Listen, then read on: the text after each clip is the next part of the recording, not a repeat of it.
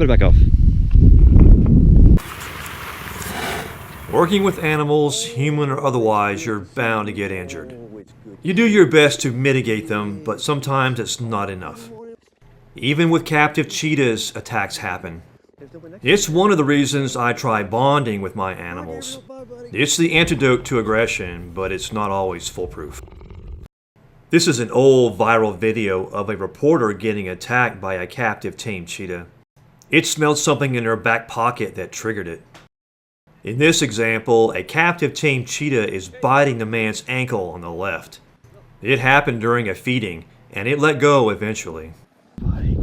Hey, buddy. You can get injured just playing with wild animals, and it's not their intention to harm you.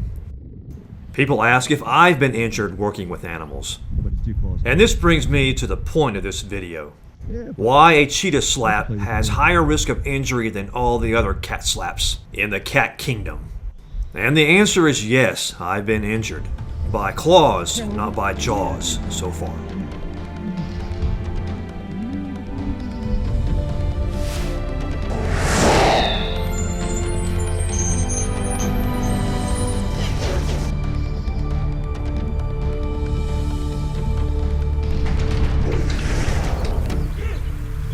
A cheetah's paw is an incredible adaptive marvel. It's unique among the cat species due to the semi-retractable nature of their claws. Hey, Gabriel, buddy. I'd love to have Gabriel demonstrate a cheetah paw with an up-close manipulation of it, but he hates his paws being touched. No, let's stay right there. Just look at this. I barely touch Gabriel's paw with the fabric of my shirt, and he retracts away. I'll let Gabriel choose to come greet me. I had to find another willing participant. One that wouldn't mind me manipulating their paws up close and personal. What do you think, Eden? Kenji and Eden were one of them. They were very relaxed around people. With most all cats, the relaxed state of their claws is sheathed, so they can slap and play and not hurt you. That's just at 5 months old. They become saucer size when they're fully adult. That's not the case for cheetahs. Cheetahs can't retract their claws fully, so if they ever slap you, you know it. We got a willing participant here. Let's see if Kenji will let me demonstrate what a semi-retractable claw looks like. Now, Kenji here is a very good customer. So you can see the claws stick out all the time. This is a normal, relaxed state for these, and it actually comes out more when they have full control of this. You can see, if I squeeze on it, see it comes out a little more. So they stick out, and they're called semi-retractable, and it helps them grip the ground when they're running.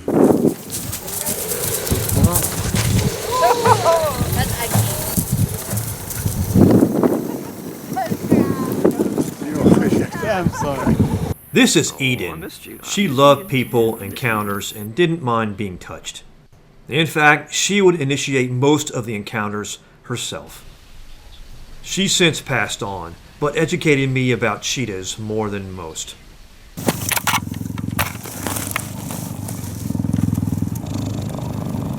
And of course their pads are very radial tire-like. Look at that, just thick as can be and strong. They resist puncture from, stickers, barbs, or whatever they're stepping on. Right there. How sharp that is. The dew claw is the sharp innermost claw of a cheetah's front paw. Their back paws only have 4 claws. It never touches the ground, running or standing, and why it stays sharp. Its main purpose is to grip prey, stabbing into the skin and hold it. And if you squeeze it, it'll come out more. See that? And they have full control over that. So semi-retractable means it's always sticking out. And that's what cheetahs, they will end up if they're playing with you, they'll end up scratching you because their claws are always sticking out. A cheetah's power is not just their speed, but the downward thrust of their forelimbs. The forever exposed claws strike fear and pain in their adversaries. Combine that with hard keratin claws, and you get sliced. gonna purr. Oh, gonna purr. Look what I got for you. I hand feed because it builds trust and overall makes it safer. But if it's not reinforced, food aggression can revert itself. That's what happened between Gabriel and I. It happened over a hand feeding, trying to calm his food aggression. I got swatted by Gabriel's exposed claws. It wasn't this clip. I wasn't recording, but you get the idea. Look at me. Oh, it's got a paw. Now he wants a paw. Look at those paws, man. He wants to play. So one of those claws from his left, was it left? Oh, which was it, Gabriel? His left paw, dew claw, got right into my hand. The band-aid's coming off now, so I can show it to you. This is the after. Look at that. So 4 stitches later, learned my lesson. 6 months is not enough time to, in a few days, to reacquaint with Gabriel and get past his food possession when it comes to holding a bone. Animals don't understand. He's very. A lot of things are instinctive with animals until they've taught something different. All these animals, they're designed as weapons from tongue to toe, and there's always risk. But I accept those risks, and I think they're minimal. You have to be careful, and you have to be aware, that anything can happen. So I don't want people to think that, just because Gabriel and I have a wonderful relationship, we do, that there's never a hazard and a potential hazard that can happen. And instincts of the animals can kick in, especially food aggression. And it's individual. Each animal is different. So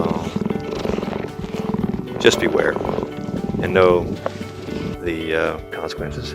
But it's worth it to save this species. I'm going to continue interacting, working with these animals because I love them and I want them to survive.